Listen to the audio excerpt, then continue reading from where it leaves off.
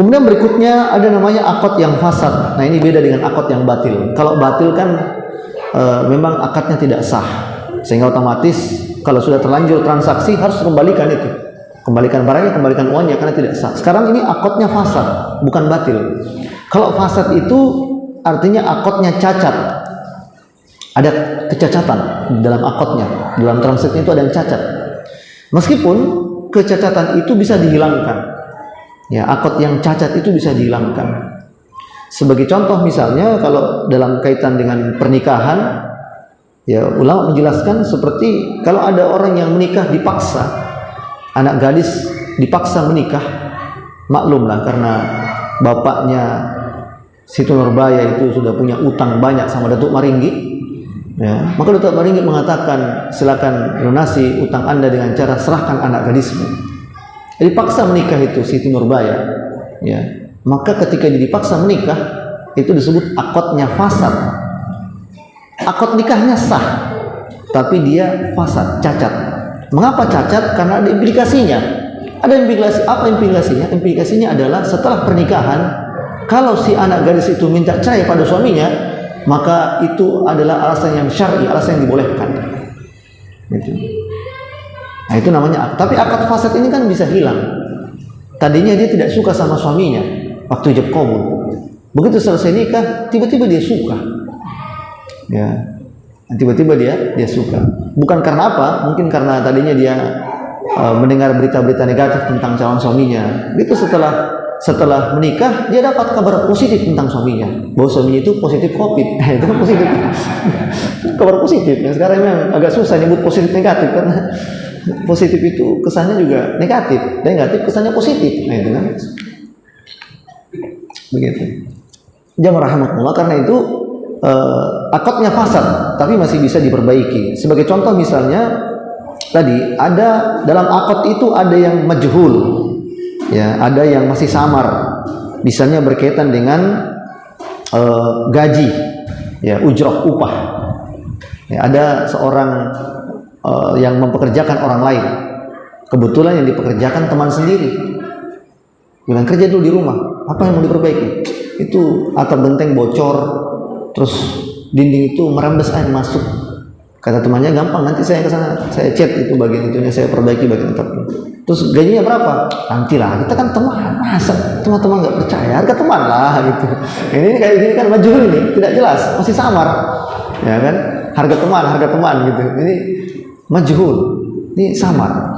Akad seperti ini kalau tetap berlangsung, maka akadnya itu fasad, cacat. Tapi kecacatannya itu bisa hilang dengan memperjelas segera berapa ujrahnya, berapa gajinya, berapa upahnya, langsung diperjelas. Ya, langsung diperjelas. Dan jamaah rahimakumullah, hendaknya itu diselesaikan. Maksud saya, akad fasadnya itu diselesaikan sebelum berakhirnya transaksi. Ya. Karena jangan sampai setelah selesai, misalnya tadi temannya itu sudah kerja perbaiki genteng, sudah dia cat tembok rumahnya sampai tidak merembes lagi air masuk ke dalam rumahnya, sudah selesai semua, sudah selesai semua, tahu-tahu ditanya gajinya berapa, dia sebut, kaget juga, loh, kok katanya harga teman, kenapa semahal itu? Ya kan teman lah, itu masa justru karena teman itu, masa kamu nak kasihan sama teman kami yang sudah capek-capek kerja itu? Kan jadi susah kalau begitu, karena tadinya tidak jelas tuh, upahnya tidak jelas, hanya disebut harga teman, ya, biayanya biaya teman, gitu. Kasih saja pembeli rokok lah, kasih 100.000, loh, kok cuma 100.000? Katanya pembeli rokok, loh, yang saya maunya rokok satu pak, satu kardus, 1 juta dong kalau gitu, bukan 100.000. Ini pembeli rokok ini berapa? Perjelaskan, kasih uang pembeli rokok. Itu pembeli rokok itu berapa? Itu mesti jelas. Ya rahmatullah. Dan standar-standar seperti itu kan memang sangat bergantung juga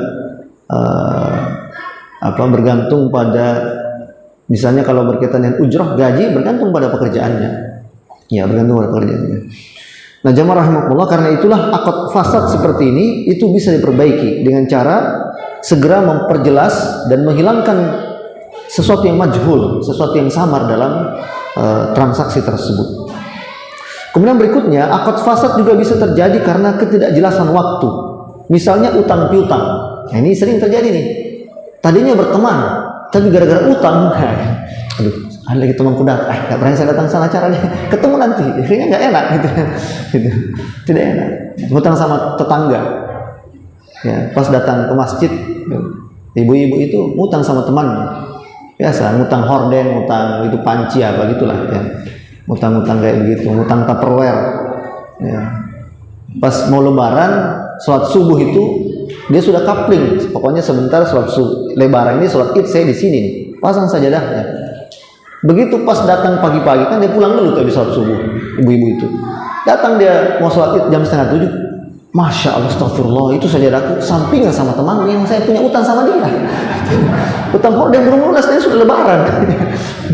Utang horden saya belum lunas, karena THR-nya bapaknya belum cair, gitu.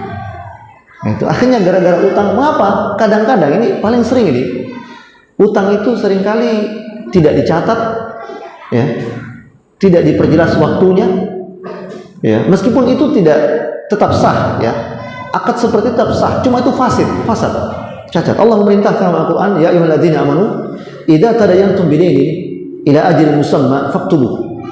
Ya, hai orang-orang mukmin, kalau kalian bertransaksi tidak dengan cara tunai, ya, bertransaksinya itu untuk waktu yang akan datang, ila ajalin musamma, maka faktubuh, hendaklah kalian mencatatnya.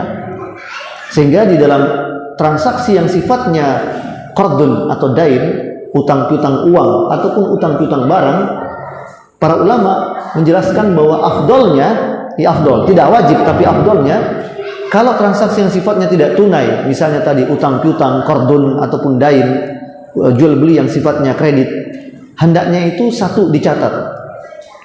Yang kedua, ada saksi yang menyaksikan, ya, 2 orang saksi laki-laki yang adil.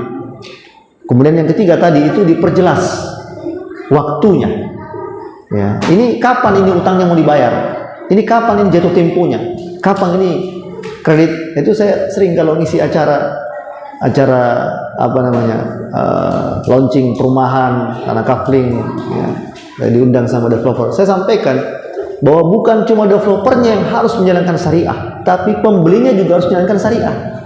Mentang-mentang tidak kena denda, tidak kena penalti, tidak kena sita, gitu, bayar sesuka-sukanya, itu nggak boleh begitu. Di dalam Riyadhus Shalihin, Imam Nawawi menjelaskan satu hadis yang sahih. Nabi SAW juga menjelaskan bahwa seorang yang mampu tapi tidak melunasi utangnya, itu disebut oleh Nabi juga zalimun, tindakan kezaliman. Karena itulah maka mesti jelas, ya, waktu itu mesti jelas, utang piutang mesti jelas kapan dibayarkan, ya, jual beli yang sifatnya kredit mesti jelas kapan dibayarkan, ya. Akad ijarah itu seringkali biasa, kerja-kerja proyek, ya, apalagi kalau proyek-proyek pemerintah itu kadang-kadang begitu, lambat cair dananya. Kasihan itu kontraktor, ya, kasihan itu pemborong, kasihan dia, dananya lambat cair, sudah itu disunat pula, sunatan massal pula. Dari mulai pejabat paling tinggi sampai di bawah dapat semua. Jadi bukan sunatan biasa, sunatan massal, sunatan massal, gitu kan. Akhirnya apa yang terjadi? Ya, timbullah konflik-konflik seringkali, ya, karena tidak jelasnya waktu. Utang piutang, jual beli kredit tidak jelas waktunya, karena mungkin berteman, karena mungkin ada hubungan keluarga. Padahal itu, ya, itu kalau seperti itu akadnya fasad, cacat. Tidak jelas kapan mesti dibayar utangnya, kapan mesti dibayar cicilannya, itu kapan jatuh tempo, itu mesti ada jelas waktu seperti itu, ya. Dan tadi disunahkan itu memang dalam setiap transaksi yang sifatnya tidak tunai, disunahkan dicatat, falyaktub bainakum, hendak akan mencatat. Kemudian ada saksi, 2 orang laki-laki yang adil. Kemudian juga dituliskan dengan keterangan yang jelas, misalnya soal waktu pembayaran dan sebagainya. Waktu pembayaran termasuk juga ada baiknya kalau dia sifatnya jual beli yang kredit, ya, barang-barang yang mungkin misalnya kayak properti begitu, rumah dan seterusnya, itu memang sebaiknya ada semacam opsi-opsi yang bisa dibicarakan ulang nanti ketika misalnya kredit itu macet, ya, misalnya jual beli rumah dicicil selama 10 tahun, itu mesti ada opsi, ada pilihan-pilihan solusi agar kedua belah pihak sama-sama tidak dizolimi dan tidak menzolimi, ya. Misalnya tidak mampu lagi, pembelinya tidak mampu lagi melanjutkan cicilan rumah, tidak mampu lagi, ya, karena usahanya bangkrut. Maklumlah lagi pandemi, ya, PSBB, pendapatan sedikit belanja banyak, nah, itu namanya PSBB, ya, pendapatan sedikit belanja banyak. Ganti lagi PPKM, ya, pendapatan pas-pasan, ya, boleh, kebutuhan meningkat. PPKM itu pendapatan pas-pasan, kebutuhan meningkat. Jadi macam-macam istilahnya itu, nanti apa lagi istilahnya. Gitu. Nah, jamaah rahmatullah, akhirnya dia tidak mampu lanjutkan kreditnya, macet. Maka itu bisa ada solusinya. Misalnya kalau tadi misalnya berupa perumahan, berupa rumah atau mungkin kafling, mungkin bisa dijual. Si pembelinya itu menjualkan, atau si pihak developer juga menjualkan. Kan barang seperti itu harganya naik tiap saat, itu naik harganya, sehingga kalaupun dijual tetap si pembeli tangan pertama dapat keuntungan, jadi mesti ada solusi seperti itu. Dan juga dibolehkan ada rahan kalau dalam transaksi yang sifatnya tidak kredit, tidak tunai, sifatnya utang, maka dimungkinkan dan dibolehkan si pemberi utang, ya, atau si penjual tadi meminta rahan atau barang jaminan atau agunan atau barang gadaian, gitu. Hanya saja memang barang gadaian itu tidak boleh dimanfaatkan kalau dia sifatnya adalah utang uang, qardun. Ini hukumnya haram dimanfaatkan, ya.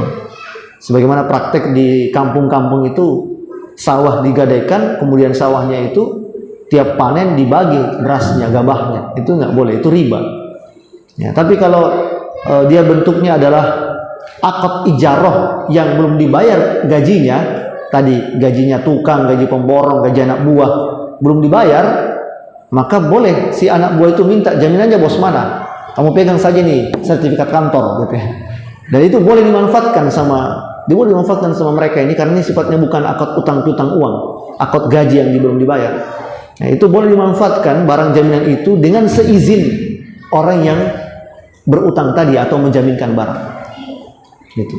Misalnya bosnya lagi usaha lagi ini kurang bagus, gaji karyawan belum dibayar, ya, terus kata karyawannya, terus apa dong jaminannya Pak? Ini sajalah, ini saya punya motor ini, kamu ambil saja itu jaminan, jangan khawatir, nanti gajinya saya bayar semua. Dia bilang, boleh ya, saya pakai dulu Pak, ngojek dulu sementara ini, karena ada pemasukan juga, pakai saja ngojek. Nah, dia pakai ngojek, nah itu boleh, karena ini sifatnya bukan akad utang, bukan qardun, bukan akad qardun namanya, tapi ini adalah akad yang sifatnya ujroh, gaji yang belum dibayarkan. Nah, itu boleh memanfaatkan barang jaminan. Tapi yang biasa terjadi di masyarakat itu modelnya bukan begitu. Modelnya itu barang jaminan itu langsung dilelang, ya, lelang paksa. Kalau dia sifatnya kayak perbankan gitu kan, tidak ada ruginya bagi perbankan, ya. Anda kreditnya macet nggak macet, bagi bank kami untung terus, kami tidak pernah rugi, gitu. Sampai ada orang tulis di mobilnya itu, saya kaget juga saya baca itu, di mobilnya itu orang tulis di belakang mobil, buronan bank. Masya Allah, ini dia utangnya banyak, jadi buronan bank. Ini buronan. Beda kan sama supir truk. Kalau supir truk di belakang mobil tertulis buronan mertua, itu lain kalau dia. Ini buronan mertua kalau itu. Buronan mertua itu bisa dua, ya, bisa karena dia mau kawin lagi, atau mungkin dia warisan dia ambil. Dia ngambil belum waktunya. Gitu. Aja orang tua, demikianlah pembahasan akad batil, akad fasad.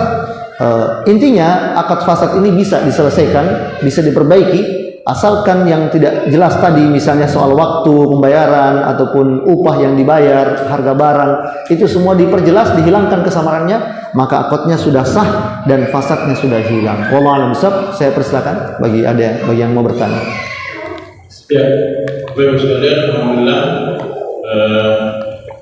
Demikian penjelasan berkaitan dengan masjid akad yang batil dan fasad.